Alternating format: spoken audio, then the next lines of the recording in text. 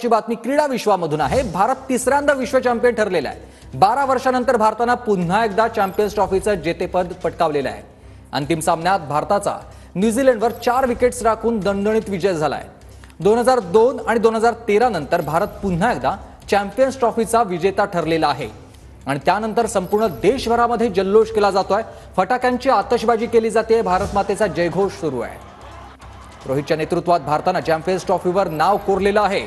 फायनलमध्ये कर्णधार रोहित शर्माची 76 धावांची महत्त्वपूर्ण खेळी ठरलेली।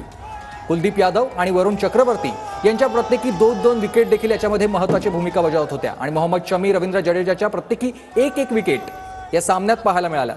रोहितच्या नेतृत्वात भारताने चॅम्पियन्स ट्रॉफीवर नाव कोरलेलं आहे।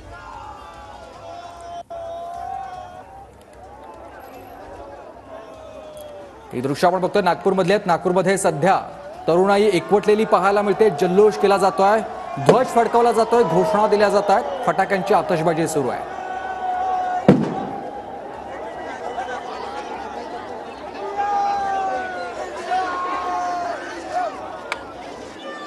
आता ही दृश्य आपण मुंबईमधून बघतोय। मुंबईमध्ये देखील तोच उत्साह, तसाच जल्लोष सध्या प्रत्येक वयोगटातला माणूस इथे करताना दिसतोय आपल्याला। क्रिकेट प्रेमीच नाही, संपूर्ण भारतभरातले हे नागरिक आपला आनंद साजरा करताना दिसतात। ही दृश्य आहेत मुंबईमधून। मुंबईमध्ये फटाक्यांची आतषबाजी सुरू आहे, जयघोष केला जातोय।